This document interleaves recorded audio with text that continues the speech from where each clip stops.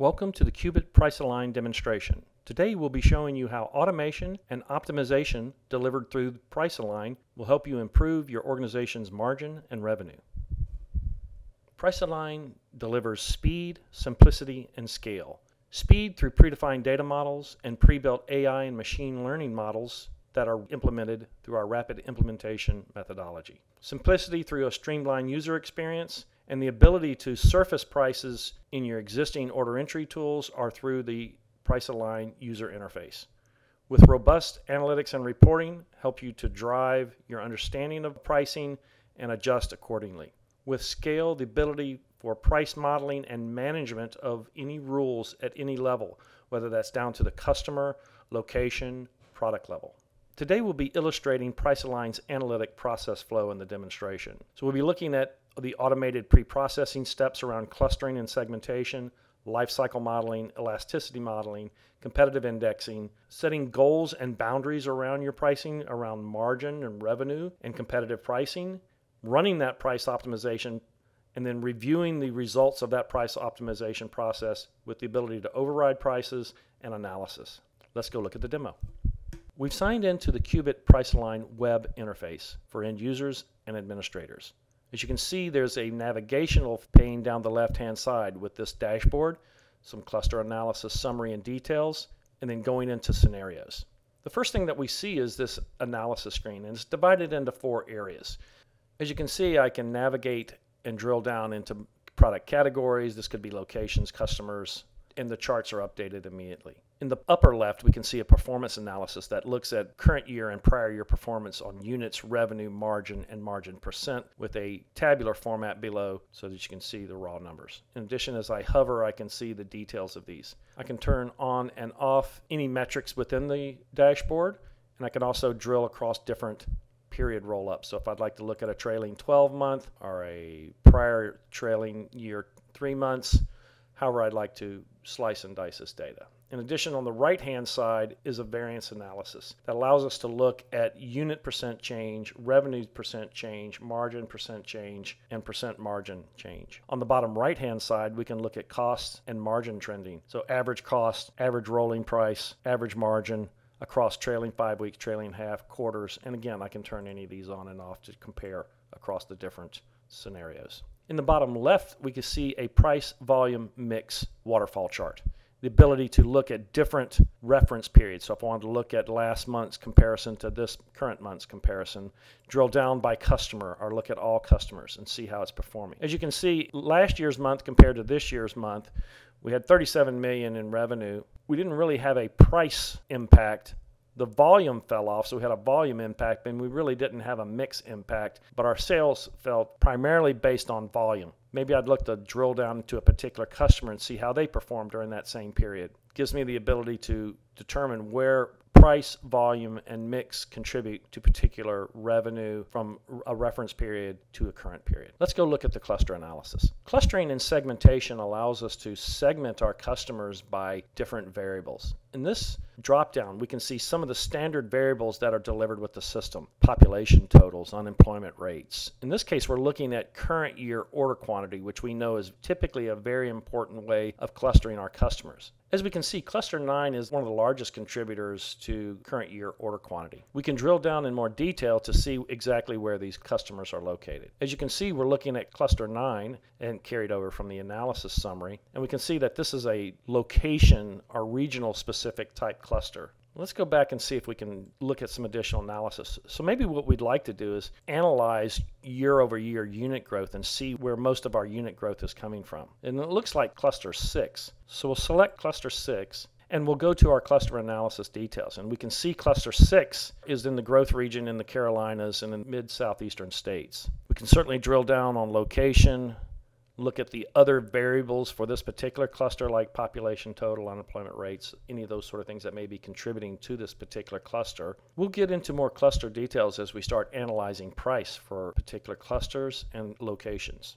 But let's go look at scenarios. I've come into the scenario area, and let's just add a new scenario. We can add as many scenarios as we'd like. In this case, we might set floor pricing that's going to be specific for a particular time frame. Maybe these are some sale prices or whatever we may do. Maybe it's Christmas season pricing, whatever that might be, and we'll create that new scenario. So we can have as many scenarios as you like. We can run a full run of the scenario, which generates all the pre-processing steps that I referred to in the intro, or we can just re-optimize based on setting some limits or price overrides, which we'll show in just a couple minutes. We can also edit this. We can duplicate it. So if we like what we're doing in this area and we want to start that as a base for a new scenario, we can set it as default, as you can see in my first scenario there. If we had tons of scenarios, we can archive those, and we can certainly come in and delete them. But let's go into the first scenario. As you can see, we were navigating top to bottom through the dashboards and cluster analysis. And as we get to the scenarios and come down to a detailed scenario, we start navigating from left to right. And think of this as an onion. We're peeling the onion for pricing, starting with categories, customers, locations, all the way down to the item level, which are all part of our pre-processing steps.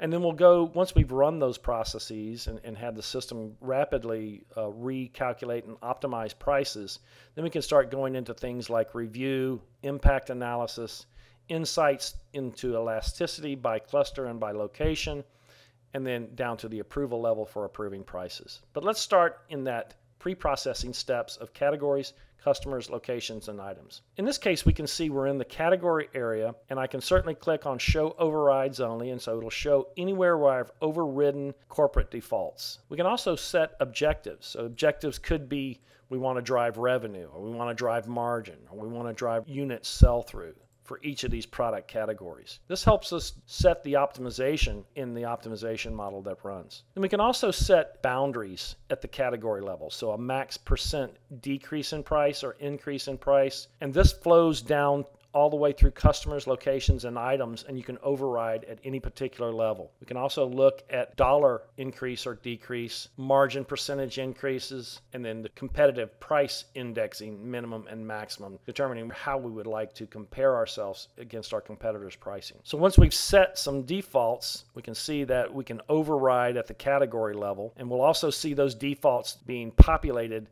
as we peel the onion. So let's go down to the customer level.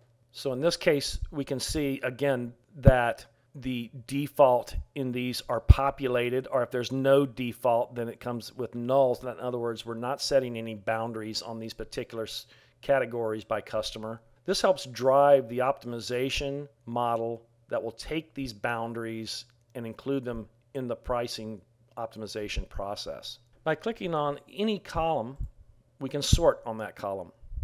In addition, we can filter. So I'd like to look at just customer number 100 and or customer 101 and filter on that. And so now we're only looking at customers 100 and 101. We can see that we have an override at this customer level. We could certainly go in and show overrides only, turn that off. We can clear the filters and refresh the screen at any time. But as you can see, the defaults are coming from the category level. Unless there's no default, then we'll show null. Let's continue setting our boundaries. We'll go down to the location level. Now we can see categories, locations, customers, and clusters. We could certainly filter on a location. Happen to know that this is a location we'd like to look at. Maybe we want to look at it just in these categories, and we may set overrides in any of these areas. Again, this helps drive the optimization model that stands underneath the PriceAlign user interface. Now we're down at the item level, and my filters are still showing, so I'm only looking at customer 100 and customer 101, and maybe I'd like to look at a location or just filter on a particular location. In this case, I'm just looking at location 10029. Maybe I want to clear that and look at all locations for just this particular customer. Now I can see I've gone from just those 290 items down to 4 million items. And I'd like to see where I may have set overrides across all these item levels. And so just by clicking on Show Overrides, I immediately can see where I'm setting overrides at the item level. In this case, I can see that I want no more than a 10% decrease for this item for this customer, and no more than a $10 increase in prices for this customer and this particular item for this location. Just as a check in where we are in the process, we've done some clustering and segmentation and reviewed how our customers are segmented. We've done some goal setting at the category level, and we've set boundaries at the customer, location, and item level. We've talked a little bit about competitive indexing and how we can also set boundaries within the competitive price index that we've developed. Now we'll go back and look at some additional overrides. We'll look at some life cycle modeling and elasticity modeling. Let's continue on with our review of the optimization. So the optimization has been run, and now we have the ability to review the system's recommended pricing changes. In this case, we're looking at all categories, but maybe we want to look at a particular category, and all clusters, but maybe we want to review a particular cluster. What the system is telling us, it's recommending price increases, some price decreases, and the overall effect of these price increases and decreases and even no changes in prices would affect margin, units, and revenue overall. In this case, we can see the forecasted revenue based on the price changes the system has optimized takes us from current revenue of $287 up to current revenue of $299 for this category and for this cluster. What does it do overall? It drives revenue from 2.1 to 2.4 based on the optimal prices. We can drill down into customer details. I can also select what columns I'd like to view. So item, customer, maybe I don't want to look at average price. So I can turn these on and off as needed. I can also see overridden prices. And in this case, I can see that what we know for this customer and this item, we always set an override price of 60. And for this item, it's 63. And so this allows you to set prices or override any of the prices that the system has optimized based on what you know about that customer and what you know about those items. I can also review very low-level details. And I can see the location, item, customer, current price, the system's suggested price, price variance from that current price to system price, and any overrides that we may set. And as you can see, that $60 override came from our customer levels, and we can see that that price has been defaulted, and I can certainly override at any of these detail levels as needed. Let's go look at the impact. The impact could be reviewed in units or revenue, and what this does is it gives us a very high-level overview of the pricing recommendations the system has generated. In this case, we're looking at revenue, and we can see that the revenue potential is $374,000. Total items are 19,258 items, and the dollar impact of the changes is around $19. This tells us that, based on the pricing recommendations, that our highest potential for revenue is in the jackets area, and the best value per price change are in the shirts area. So those areas that we may want to focus on. Let's go down and look at the insight. This is where we start looking at the life cycle models and the elasticity models that have been generated by the pricing optimization.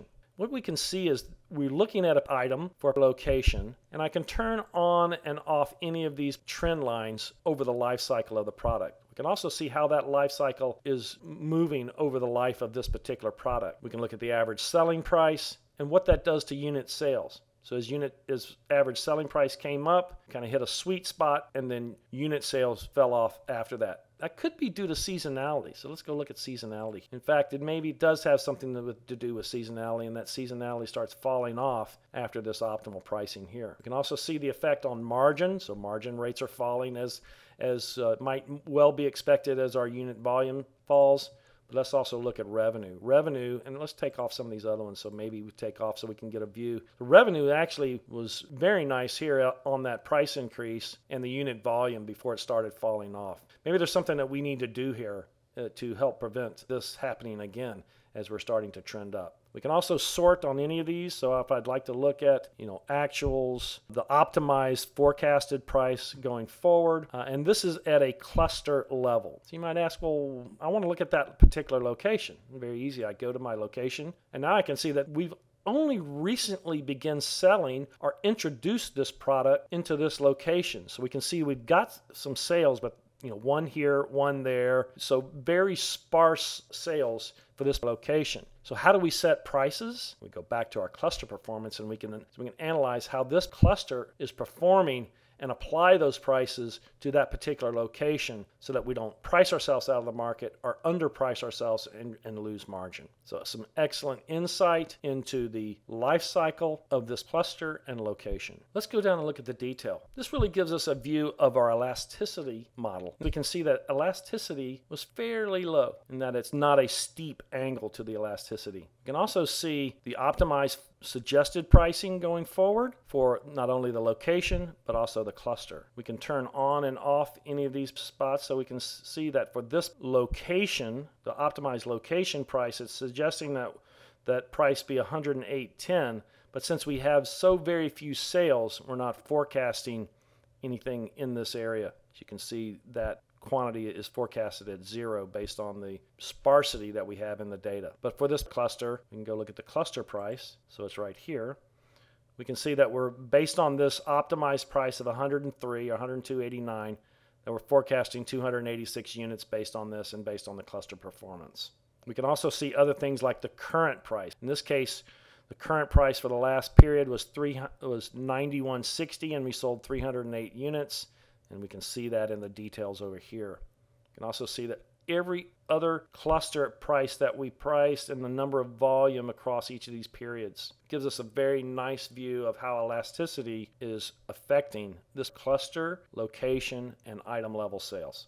Let's go and look at approvals. Once we've done our analysis, we've reviewed the impact diagrams, we've reviewed the life cycle and elasticity models, we can then go in and approve these prices or approve the increases and decrease prices at a category level, at a location, and even down at an item level.